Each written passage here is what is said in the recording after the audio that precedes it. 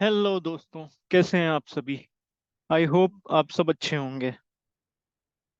So last topic में मैंने cover किया था कि स्टोरेज क्या होता है, what are the storage fundamentals और स्टोरेज के यूज केसेस क्या होते हैं।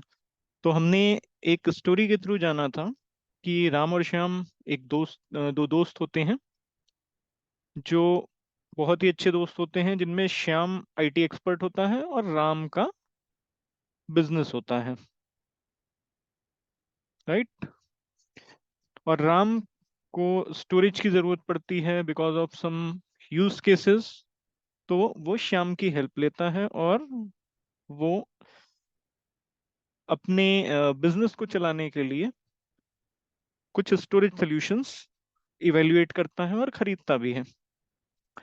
तो स्टोरी में आगे बढ़ते हुए जानते हैं कि और क्या क्या चीज़ें होती हैं स्टोरेज में। तो जस्ट टू मेंशन हियर कि राम को एक दिन ऐसे ही ख्याल आता है कि मैं जानना चाहता हूँ, आई एम क्यूरियस कि स्टोरेज का आर्किटेक्चर क्या होने वाला है। तो वो क्या करता है, वो श्याम से पूछता है कि अरे श्याम, मुझे ये बताइए, स्टोरेज तो मैंने ले लिया बट आप अगर इस स्टोरेज का कोई कंपोनेंट फेल हुआ तो क्या होगा।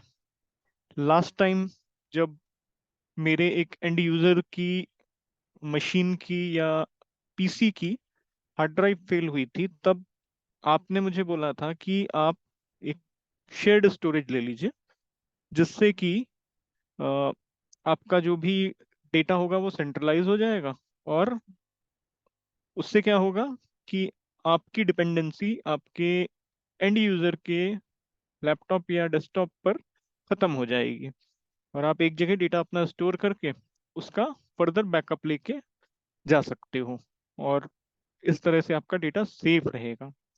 लेकिन अब राम क्वेश्चन करता है कि व्हाट इफ, अगर मेरा स्टोरेज ही फेल हो गया या स्टोरेज का कोई कंपोनेंट फेल हो गया, तो हम उसको कैसे अवॉइड करते हैं, या उस केस में डेटा मैं कैसे अवेल करूंगा। ठीक है।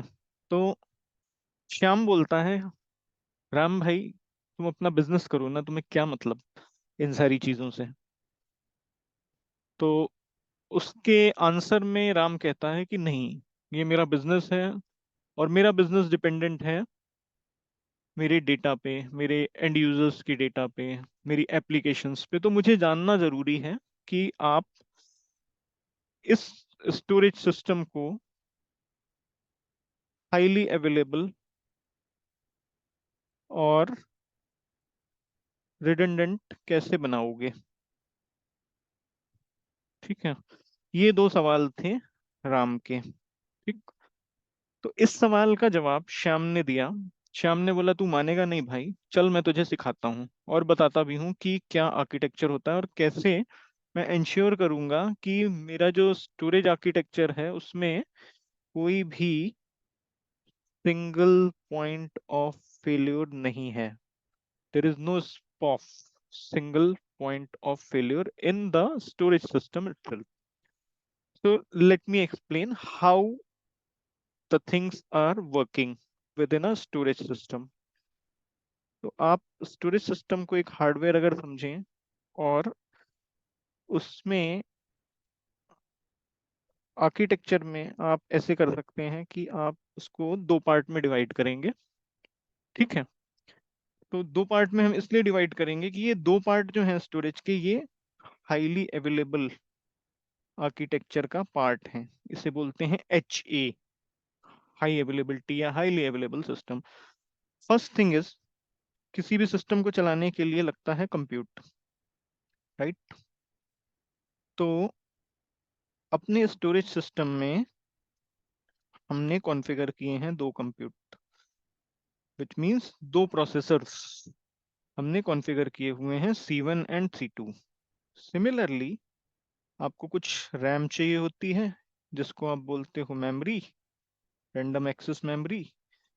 तो हमने दो मेमोरीज भी कॉन्फ़िगर करी हुई हैं दोनों कंट्रोलर्स के साथ में। ठीक है। Controller 1, controller 2, memory 1, memory 2। और जिस तरह से राम और श्याम बेस्ट फ्रेंड्स हैं, वैसे ही ये दोनों भी बेस्ट फ्रेंड्स हैं। ठीक है, जैसे राम और श्याम को अपनी एक एक बात पता होती है एक दूसरे की, वैसे ही these controllers and these memories share each and every information with each other so that अगर एक कंट्रोलर कभी फेल होता है तो दूसरा उसे टेक ओवर कर लेता है, एक मेमोरी कभी फेल होती है तो दूसरी मेमोरी उसे टेक ओवर कर लेती है, राइट। इस तरह से हम बनाते हैं एक हाईली अवेलेबल सिस्टम, राइट, जिसमें हम किसी एक कंपोनेंट के फेलियर पे डिपेंडेंट नहीं है और हमारा डेटा जो है वो सर्व होता रहता है, ठीक है। अच्छा, अब क्या होता है कि अब नेक्स्ट क्वेश्चन राम पूछता है कि अच्छा भाई ये बता कि डेटा मेमोरी में ही रहता है क्या। तू बोल रहा है डेटा मेमोरी में रहेगा, डेटा ऐसे ही सर्व होगा। तो राम से श्याम कहता है कि देखो भाई, सपोज करो कि एक एंड यूजर है जिसके पास इस डेस्कटॉप है और वो एंड यूजर कुछ डेटा राइट करना चाह रहा है, ठीक है। अब डेटा वो कैसे राइट करेगा, डेटा राइट करने के लिए उसे कम्युनिकेट करना पड़ेगा स्टोरेज के साथ में, ठीक है। कम्युनिकेट करने के लिए वो यूज करेगा लैन, लोकल एरिया नेटवर्क, या जो भी आपका नेटवर्क है ऑफिस का, उसको वो यूज करेगा। यूज करके वो क्या करने वाला है, अब यहाँ पर दो इंपॉर्टेंट चीजें हैं जो मैं आपको बताता हूँ। Front end, front end and back and, ठीक है, ये याद रखिएगा। ये दो टाइप के पोर्ट होते हैं, ठीक है। अब पोर्ट क्या होते हैं, जैसे आपका लैपटॉप होता है, लैपटॉप में यूएसबी पोर्ट होता है, लैपटॉप में आपका नेटवर्क पोर्ट भी होता है, और पावर अडेप्टर को प्लग करने के लिए पावर पोर्ट भी होता है जिसको पावर इनपुट पोर्ट बोलते हैं या पावर इनलेट बोलते हैं, ठीक है। सिमिलरली स्टोरेज में भी पोर्ट्स होते हैं, ठीक है। तो हम बात कर रहे थे कि कोई भी एंड यूजर या कोई भी एप्लीकेशन डेटा कैसे राइट करेगा, तो वो डेटा लैन से होता हुआ चलेगा और वो हिट करेगा स्टोरेज के फ्रंट एंड पोर्ट को, फ्रंट एंड पोर्ट से वो जाएगा मेमोरी पे, ठीक है। अब ये जो मेमोरी होती है ना, ये मेमोरी होती है आपकी यूजुअली जैसे आपके लैपटॉप डेस्कटॉप में होती है उसी टाइप से ये भी मेमोरी होती है। मान लीजिए 8 GB की है, 16 GB की है, आपका 256 GB की है, इस तरह से डिपेंडिंग ऑन द मॉडल्स ये मेमोरी आप कॉन्फ़िगर करते हो किसी भी स्टोरेज में, ठीक है। अब वो डेटा मेमोरी पर जाएगा और मेमोरी जो होगी उस डेटा को स्टोर कर लेगी इमीडिएटली, एंड स्टोर करने के बाद मेमोरी क्या करेगी, एक एक्नॉलेजमेंट दे देगी इस डिवाइस को ओवर द सेम नेटवर्क कि आपका डेटा राइट हो गया है, डेटा इज रिटन, ठीक है। ये यूजर को एक्नॉलेजमेंट मिल गया, ये खुश, भाई मेरा डेटा राइट हो गया, अब मुझे कोई मतलब नहीं है, ठीक है, मेरा काम खत्म। बैकएंड में क्या होता है कि इस मेमोरी का कुछ थ्रेशोल्ड होता है। थ्रेशोल्ड, थ्रेशोल्ड मतलब कि एक कैपेसिटी होती है कि मान लो ये मेमोरी 10 GB की है, तो अप टू 7 GB और 8 GB जब ये फुल हो जाएगी तो मैं क्या करने वाला हूँ कि रादर जो स्टोरेज सिस्टम है वो क्या करेगा, इसको फ्लश करेगा ऑन द डिस्क, ठीक है। क्योंकि ये कैपेसिटी लिमिटेड है मेमोरी की, इसमें 10 GB से ज्यादा डेटा वो नहीं स्टोर कर सकता, इसलिए once 7-8 GB data is written it will flush. और ये फ्लश करने के लिए बैकएंड पोर्ट पे जाएगा, बैकएंड पोर्ट से होता हुआ जिस पर ये डिस्क को कनेक्ट करेगा। तो हमेशा याद रखें कि backend ports are always for disk connectivity. जो भी डिस्क आप कॉन्फ़िगर करेंगे इस स्टोरेज के साथ में, ये डेटा उस डिस्क के ऊपर राइट कर देगा, ठीक है, जिससे कि आपका डेटा परमानेंटली स्टोर हो जाए। Permanent storage. रैम क्या था, रैम आपका टेम्परेरी स्टोरेज था। अब राम ने एक क्वेश्चन किया कि भाई अगर कभी ऐसा हुआ कि पावर फेलियर हो गया, सडनली पावर फेलियर हो गया, ठीक है, मेरा यूपीएस भी खराब हो गया, जिसकी वजह से उस पे पावर नहीं रही, बैकअप जो था मेरा वो भी खत्म हो गया, और डेटा जो था एनी हाउ सम हाउ वो मेमोरी पर ही रह गया, मेरा जो डेटा था ना वो मेमोरी पर ही रह गया। अब उस केस में क्या होगा, ये पावर तो है नहीं, तो ये डेटा डिस्क पे फ्लश कैसे करेगा।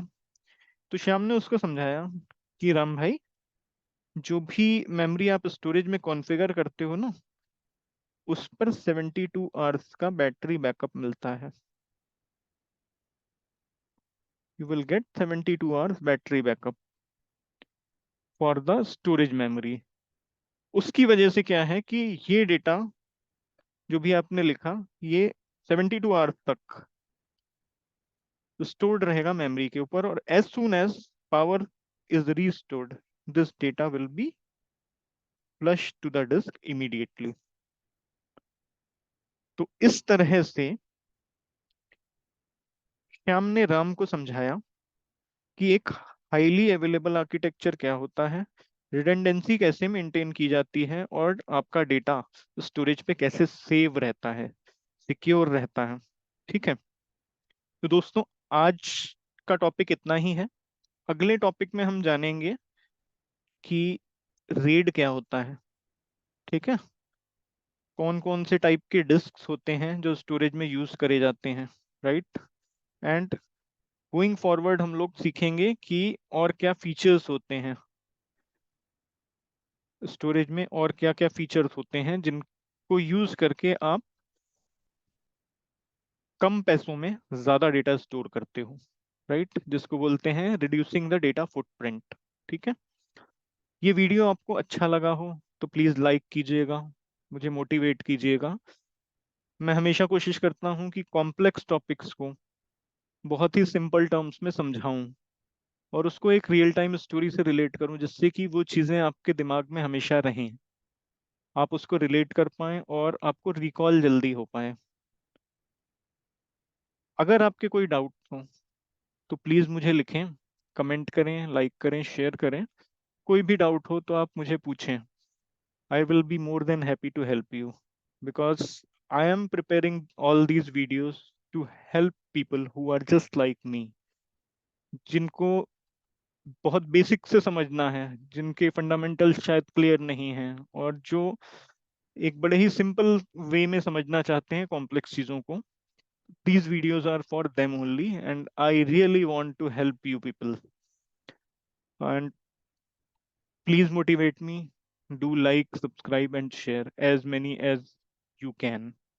So thank you so much. This is Purushottam signing off. Thanks a lot.